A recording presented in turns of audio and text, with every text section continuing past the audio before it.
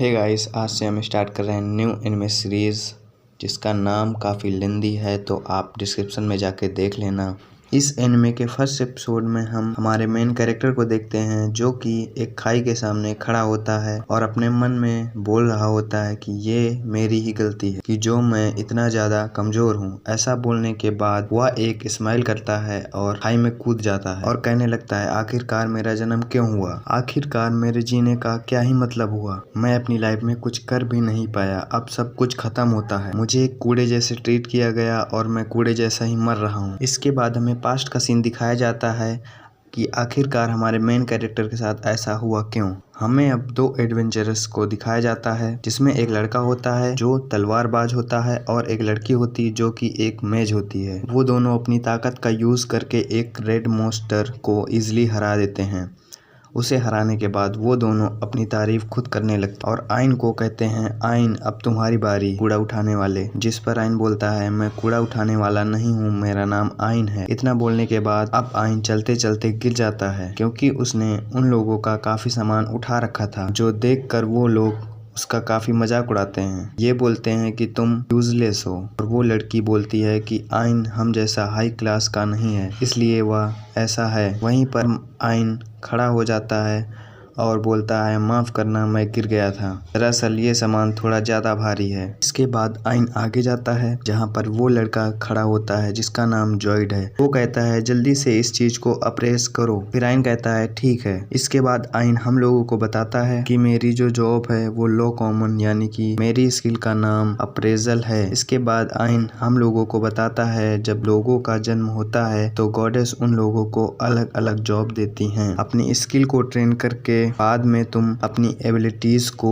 और इम्प्रूव कर सकते हो, पर जो जॉब तुम्हें अपनी जनरेशन से मिली है वही आगे चलेगी, वो बदली नहीं जाएगी। इन जॉब्स को 3 तरीके से डिवाइड किया गया है। पहली टॉप मोस्ट होती है जो कि रेयर क्लास या जिसमें टैलेंटेड लोग होते हैं लेकिन कम लोग होते हैं। इसमें मर्चेंट्स, मिलिट्रीज होते हैं। दूसरी जॉब इसमें हाई कॉमन टायर के लोग होते हैं जैसे फोर्समैन या वो लोग जो लड़ सकते हैं। फिर आता है third type, lowest tyre common, जिसमें मुझ जैसे कमजोर और अप्रेजल आते हैं यानी कि ऐसे लोग जो बैटल में काम नहीं आ सकते। आइन अब कहता है क्योंकि जॉब इनहेरिटेड होते हैं तो बच्चे अपने पेरेंट्स के ही ट्रेड को कॉपी करते हैं। आगे आइन कहता है उसने अपने फैमिली बिजनेस को आगे नहीं बढ़ाया और उसने दूसरा रास्ता अपनाया। उसने एडवेंचर का रास्ता चुना जो कि कोई भी इंसान अपना सकता है। मैंने भी अमीर बनने का सपना सोचा लेकिन अफसोस। तभी वापस उस सीन को दिखाया जाता है जब आइन रेड मॉन्स्टर के दांत को निकाल रहा होता है। अब आइन बोलता है, इसकी रेडिटी F है और इसकी रैंक भी काफ़ी लो है लेकिन इसके दांत D रैंक के हैं। और वो जोर लगा के बार बार दांत को खींचने लगता है, दांत को निकालने की कोशिश करता है। आइन मन में कहता है, ये तो हिल भी नहीं रहे। तभी वो दूसरा लड़का जिसका नाम जॉइड है वो बोलता है, ओए और अभी कितना टाइम लगेगा। आइन बोलता है, इसका शरीर सख्त होने लगा है, अगर तुम्हें कोई दिक्कत ना हो तो इसके दांत निकालने में तुम मेरी मदद करोगे। तब जॉइड बोलता है, तुम्हारा दिमाग तो ख़राब नहीं हो गया, भला मैं इस गंदे चूहे को हाथ क्यों लगाऊंगा। तभी वो लड़की कहती है, कचरा चुनने वाला काम कचरा चुनने वाले के लिए ही होता है, क्यों मैंने सही कहा ना आइन। तभी वो लड़का गुस्से में आइन को पत्थर फेंक के मारता है।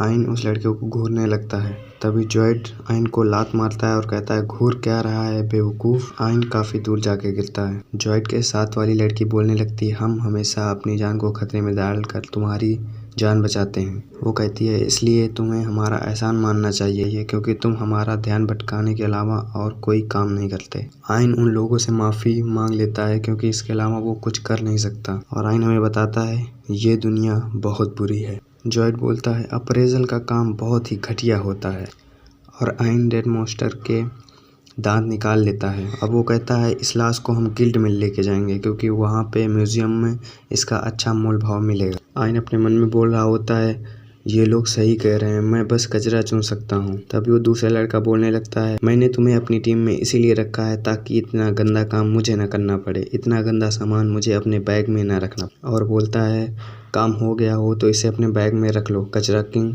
उसके साथ वाली लड़की बोलती है, तुम हमारा एहसान मानो मिस्टर बदबूदार कचरा किंग। और वो दोनों आइन को वहीं छोड़कर निकल जाते हैं। आइन मुस्कुराता है और बोलता है ठीक है। आइन अपने मन में बोल रहा होता है मेरे साथ ऐसा बर्ताव किया जाता है क्योंकि मैं सिर्फ कचरा ही चुन सकता हूँ। धिक्कार है ऐसी बेकार जिंदगी पर, वो अपने मन में ऐसा बोलता है।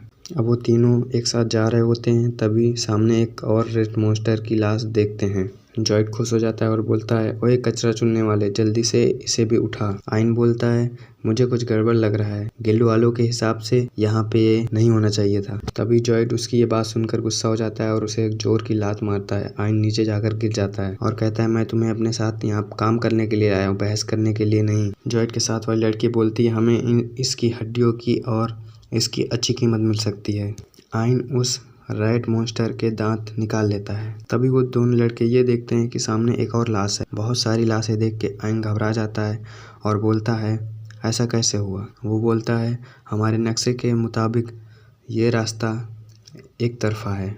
वो लड़का जॉयड बोलता है हो सकता है तुम्हारा नक्शा गलत हो और छोटी छोटी बातों को लेकर मुझसे बहस करना बंद करो और जाओ अपना काम करो। आइन बोलता है लेकिन हमें यहाँ से जल्दी वापस जाना चाहिए। तभी वो लड़का बोलता है तुम्हें जाना है तो जाओ। अब वो दोनों जाने लगते हैं और आइन को बोलते हैं कि तुम्हें जाना है तो जाओ, लेकिन वो बैग छोड़ देना, उसमें बहुत सारा कीमती सामान है और हाँ याद रखना मैं तुम्हें काम से निकाल दूंगा। फिर वो बोलता है बोल क्या करना है, अकेले ही जाएगा या हमारे साथ आएगा। तभी आइन अपने मन में बोल रहा होता है मुझ जैसे बदकिस्मत लड़के को शायद ही कोई काम पे रखे, इन्हीं की वजह से मुझे थोड़ा बहुत पैसा मिलता है। अगर ये मुझे छोड़ के चला गया तो मैं कुछ नहीं कमा पाऊंगा, फिर मेरा क्या होगा। और वो जॉयड को बोलता है ठीक है मैं समझ गया, मैं तुम्हारे साथ चलूंगा, प्लीज मुझे अपने साथ ले चलो। तभी जॉयड के साथ वाली लड़की बोलती है हमें शुरुआत में ही ऐसा कहना चाहिए था। आइन अंदर से बहुत गुस्सा हो रहा होता है लेकिन वो कुछ कर भी नहीं सकता, उसके पास यही ऑप्शन है और मन में बोल रहा होता है मेरी दुनिया सच में बुरी है। अब वो तीनों एक साथ आगे बढ़ते हैं। तभी वो देखते हैं रेड मॉन्स्टर की बहुत सारी लाशें पड़ी होती हैं। उसे देखकर जॉयड बोलता है कि वाओ ये क्या हुआ, हमारे हाथ तो कुबेर का खजाना लग गया। तभी आइन फिर बोलता है कि ऐसा नहीं हो सकता, मुझे कुछ गड़बड़ लगता है। जॉयड तुम्हें क्या लगता है इतने सारे मॉन्स्टर को किसने मारा होगा? अगर वो हमारे जैसे एडवेंचरस हैं तो वो ये मटेरियल क्यों नहीं ले गए? जॉयड उसे फिर से डांटता है और बोलता है ओए चुप कर अपनी बकवास। तभी आइन जॉयड को पीछे देखने के लिए बोलता है और जब वो पीछे देखते हैं तो बहुत सारे रेड मॉन्स्टर वहाँ पे होते हैं। अब वो तीनों घबरा जाते हैं और बोलते हैं कि ये क्या हुआ, ऐसा नहीं हो सकता। आइन बोल रहा होता है इतने सारे रेड मॉन्स्टर, शायद ये आपस में ही लड़के मर गए होंगे। वो सारे रेड मॉन्स्टर अटैक करने के मूड में होते हैं। तभी वो लड़की बोलती है इतने सारे मॉन्स्टर का हम सामना नहीं कर सकते, शायद इनमें से एक का भी नहीं। तभी जॉयड बोलता है हमारे पास भागने के अलावा और कोई रास्ता नहीं है। वो बोलता है पता नहीं हम में से कौन बचेगा और किसकी जान जाएगी। जॉयड के साथ वाली लड़की पूछती है भाग जाएं, मगर कैसे? तभी जॉयड अपने साथ वाली लड़की को बोलता है जॉइन तुम आइन को पैरालाइज कर दो। आइन बोलता है जॉयड तुम ये क्या कर रहे हो? वो लड़की बोलती है मैं समझ गई। वह हंसते हुए बोलती है मुझे माफ़ करना आइन, मैं इतनी जल्दी मरना नहीं चाहती। ये बोल के वो आइन को पैरालाइज कर देती है और आइन पैरालाइज हो जाता है। आइन जमीन पर गिर जाता है और तड़पने लगता है। तभी वो लड़की बोलती है तुम चिंता मत करो, इसका असर थोड़ी देर ही रहेगा, अगर तुम्हारी किस्मत अच्छी हुई तो तुम भी बच सकते हो। जॉयड उन मॉन्स्टर को आवाज देता है और बोलता है कि ओए जंगली डॉग्स, ये तुम्हारा ताजा ताजा खाना रखा। और वो आइन को बाय बोलकर भाग जाते हैं। आइन नीचे पड़ा होता है और वो आवाज लगाता है, बोलता है मुझे बचा लो, लेकिन वो लोग भाग जाते हैं। आइन उन मॉन्स्टर को देख के बहुत डर जाता है। सभी मॉन्स्टर आइन पर अटैक कर देते हैं। आइन को एक मॉन्स्टर हाथ में बहुत तेजी से काटता है। आइन बोलता है इस दर्द की वजह से पैरालाइज का असर कम हो रहा है और वो बगल से एक पत्थर उठाकर उस मॉन्स्टर को तेजी से मारता है। फिर वो अपने बैग को उठाता है और बैग से मॉन्स्टर को मारने लगता है। अब वो मॉन्स्टर थोड़ा पीछे है, तब वह भागने लगता है। आइन ठीक से चल भी नहीं पा रहा होता है, लेकिन वह अपनी जान बचाने के लिए धीरे धीरे जितना भी उससे हो सकता है वो भागता है। जब वह दरवाजे के पास पहुंचता है तब वो देखता है कि दरवाज़ा बंद है और वो बोलता है कि उन्होंने दरवाज़ा बंद कर दिया, वो लोग मुझे यहाँ फंसाना चाहते थे। वो जोर जोर से चिल्लाने लगता है और बोलता है कोई है, मुझे बचाओ। इसके बाद हमें दिखाया जाता है आइन चलते चलते एक खाई के पास पहुँचता है जिसके सामने बहुत गहरी खाई होती है और वहाँ पे वो खड़ा हो जाता है। उसके सामने रास्ता नहीं होता है, खाई होती है और वो बोल रहा होता है अगर मैं वापस गया तो वो जानवर मुझे खा जाएंगे और अगर मैं आगे बढ़ा तो गिरकर मर जाऊंगा। वो अजीब तरीके से हंसता है और बोलता है कि चाहे मुझे जंगली जानवर खा जाएं या यहाँ से मैं गिरकर मर जाऊं, मेरी मौत तय है। और वो बोलता है ऐसा इसलिए हो रहा है क्योंकि मेरी किस्मत ही खराब है। मैं खानदानी बिजनेस से छुटकारा पाना चाहता था और गुजारा करने के लिए एक एडवेंचरर बनना चाहता था, लेकिन जॉयड मुझे हमेशा बेवकूफ़ बनाता रहा। उसने अपने सामने मेरा सर झुकाने पे मुझे मजबूर किया। सिर्फ मुझे टीम से निकालने के लिए मैं पलट कर जवाब नहीं दे सकता था, सिर्फ इसलिए क्योंकि मैं एक बेकार अप्रेजल हूँ, मैं कुछ नहीं कर सकता। और वो खुद को बोलता है क्या मैं सच में कुछ नहीं कर सकता? फिर बोलता है नहीं, ऐसा इसलिए हुआ क्योंकि मैं अपने खानदान के बिजनेस को छोड़कर यहाँ आ गया। फिर वो कहता है अब पछताने का कोई फ़ायदा नहीं, मेरी कमज़ोरी ही मेरी दुश्मन है। तभी वो जंप कर देता है और खाई में कूद जाता है। खाई में गिरते हुए वो सोचता रहता है कि क्या सच में मेरे जीने का कोई मतलब निकला। वह गिरते हुए खुद से सवाल पूछता है आखिर मैं पैदा ही क्यों हुआ?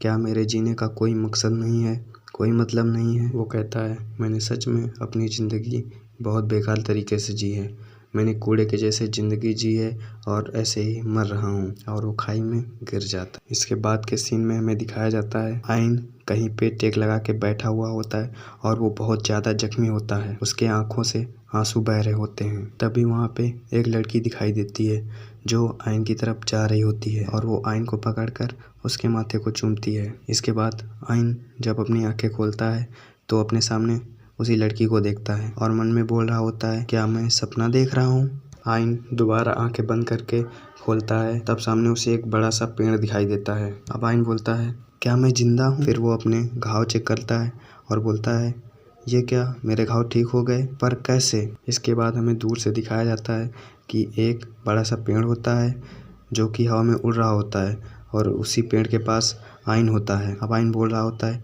ये पेड़ किसका है? वो पेड़ को देख रहा होता है, तभी पेड़ पर से बूंदें गिरती हैं।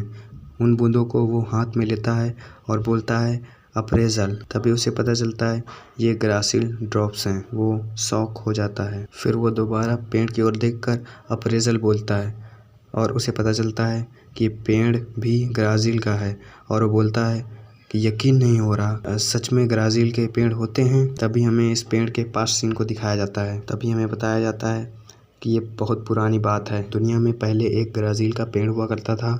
अब हमें बताया जाता है हम जिस मैजिकल एनर्जी का यूज़ करते हैं वो एटमॉस्फेयर से पावर ऑब्जर्व करके हमारे शरीर में डालती है। ये ग्रासील वो जगह है जहाँ माना जाता है बहुत पहले ग्राजील का पेड़ हुआ करता था जो सूख गया था और इसका वजूद मिट गया था। हालांकि उसके गायब होने के बावजूद उसकी माना अभी भी हो सकती है। स्कॉलर्स का कहना ये है कि इस दुनिया में ग्राजील का दूसरा पेड़ भी हो सकता है, इसलिए बड़े पैमानों पर इस पेड़ की खोज की गई। हालांकि उन्होंने इसे बहुत ढूंढा पर ग्रासील उन्हें कहीं नहीं मिला। कोई भी नहीं सोच सकता कि वो इस डंजन में है। अब हमें दिखाया जाता है आइन अपना दायां हाथ उस पेड़ पर रखकर बोलता है तुमने ही मेरी जान बचाई, इसके लिए शुक्रिया। और वो धीरे से मुस्कुराता है। अब वो अपनी आंखें खोलता है और आसपास देखता है और बोलता है एक डंजन होने के बावजूद यहाँ पर एक अजीब सा सन्नाटा है, यहाँ कोई मॉन्स्टर भी नहीं है। वो आराम से बैठ जाता है और सोचता है तो अब मुझे क्या करना चाहिए। तभी वो पास्ट का सीन याद करता है कि जब उसे वो लड़की